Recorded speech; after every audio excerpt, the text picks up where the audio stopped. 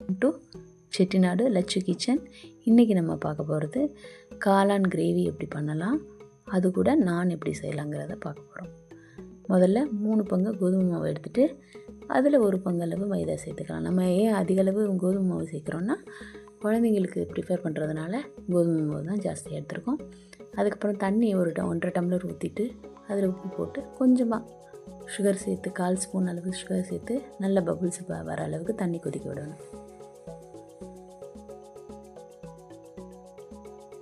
தண்ணி கொதித்து வரும்போது நம்ம இப்போ எடுத்து அதை ஊற்றி கிளறிடலாம். சூடாகிட்டுருக்கு. இப்போ கிளறினதும் பீட்ஸ் எடுத்துகிட்டு நம்ம கையில் நல்லா மசிச்சு பிசையலாம்.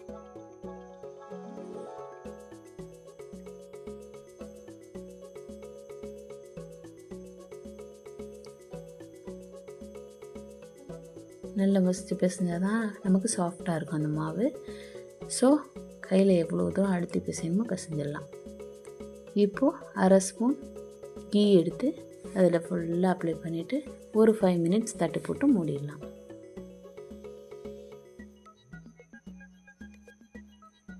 இப்போ 3 பெரிய ஆனியன் எடுத்துகிட்டு அதில் அடியில் இருக்கக்கூடிய வேரில் இருக்கக்கூடிய அந்த ஒயிட்டாக இருக்கக்கூடியதை கட் பண்ணி எடுத்துடலாம். ஏன்னா அது ஸ்டோன் ஃபார்ம் ஆகும், அதனால் அதை கட் பண்ணி எடுத்துடலாம்.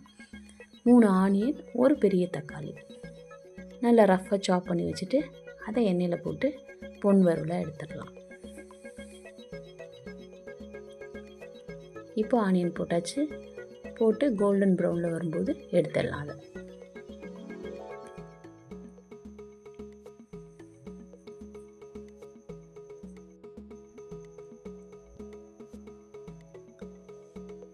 ஓகே, இப்போ வதங்கிடுச்சுன்னு நினைக்கிறேன். இப்போ எடுத்து ஒரு பிளேட்டில் வச்சிடலாம். இப்போ தக்காளி எடுத்து அதே மாதிரி வதக்கிடலாம். ஒரு 2 மினிட்ஸில் இதுவும் ரெடி ஆகிடும். ஸோ இதை ஒரு பிளேட்டில் எடுத்து வச்சு ஆற வச்சிடலாம். அதுக்குள்ளே காளான் நம்ம எடுத்து க்ளீன் பண்ணி வச்சிடலாம். ஸோ இப்போ காளான் எடுத்தாச்சு. ஒரு பாத்திரத்தில் கொட்டி 2-3 வாஷ் பண்ணி நல்லா அலசி எடுத்துடலாம். ஏன்னா அதில் நிறைய தூசி இருக்கும், மண் இருக்கும். நல்லா கழுவி எடுத்துக்கலாம். மீன் டைம் தக்காளி வதங்கிடுச்சு. இப்போ காளான் எடுத்து கட் பண்ணி வச்சுக்கலாம்.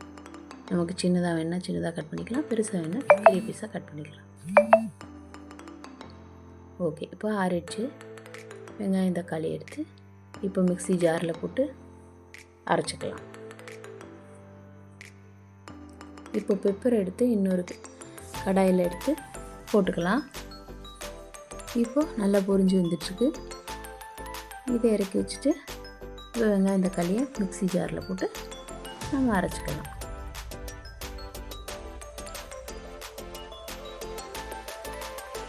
நல்லா இடித்து வச்சுக்கலாம். பெப்பரை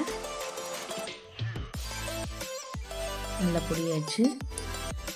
கடாயில் எண்ணெய் ஊற்றி சோம்பு போட்டு கறி மசாலா பட்டை போட்டுட்டு பூண்டு 3 பூண்டு எடுத்து அதை நல்லா ஃபைனாக பண்ணிக்கலாம். இப்போ பூண்டையும் சேர்த்து எண்ணெயில் போட்டுடலாம். அது கூட நம்ம அரைச்சி வச்சுருக்க கிரேவியை போட்டுட்டு வெங்காயம் தக்காளி கிரேவி போட்டு மிளகாய்த்தூள் 1 ஸ்பூன் போட்டுடலாம். போட்டு நல்லா அந்த பச்சை வாசனை போகிற அளவுக்கு வதக்கிடலாம்.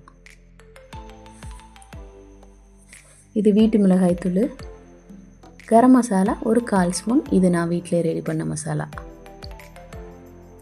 ஸோ அந்த பெப்பர் தூள் இடித்து வச்சுருக்கதையும் சேர்த்து அது கூட கிளறிடலாம். எண்ணெய் திரிஞ்சு வர நேரத்தில் காளான் எடுத்து அதில் போட்டுடலாம். அது கூட கொஞ்சம் உப்பு, வெல்லம் 1 பீஸ் சேர்த்துக்கலாம். இப்போ காளான் போட்டுக்கலாம். எண்ணெய் திரிஞ்சு வந்துருச்சு. நல்லா கிளறி விட்டுக்கலாம். இன்னும் கொஞ்சம் திக்னஸ் ஆகிற அளவுக்கு நம்ம கிளறி விடலாம். ஸோ அந்த பச்சை வாசனை போய் கிளியராக இருக்கும். இப்போது மூடி எடுத்துட்டு கருவேப்பிலை கொத்தமல்லி மேலாப்பில் தூவி விட்டுடலாம். இது கூட கஸ்தூரி மேத்தி கொஞ்சோண்டு போட்டு இறக்கிடலாம். நல்லா வாசமாக சூப்பராக இருக்கும். இப்போ நான் ரெடி பண்ணுறதுக்கு மாவு எடுத்து தேய்ச்சிட்டு அதில் கீ அப்ளை பண்ணிவிட்டு லைட்டாக மாவு போட்டு 2ஆக மடிச்சுட்டு சப்பாத்தி மாதிரி தேய்ச்சிடலாம்.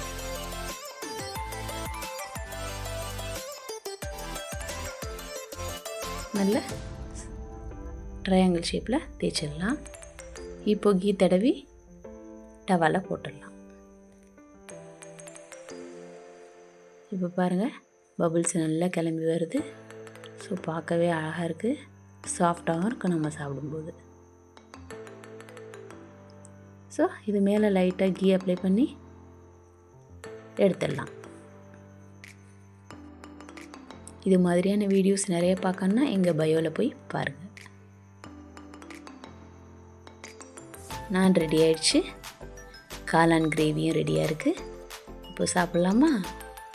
குழந்தைங்க இதை ரொம்ப விரும்பி சாப்பிடுங்க. வாவ், டேஸ்ட் அருமையாக இருக்கும். கண்டிப்பாக வீட்டில் ட்ரை பண்ணுங்கள். ஹெல்த்தியான ஃபுட்டும் கூட. இதில் எல்லாமே நேச்சுரல் இன்க்ரீடியன்ட்ஸ் தான் இருக்குது. கண்டிப்பாக மறக்காமல் இதை செஞ்சு பாருங்கள் வீட்டில். தேங்க்யூ. பண்ணுங்கள், சப்ஸ்கிரைப் பண்ணுங்கள், கமெண்ட் பண்ணுங்கள்.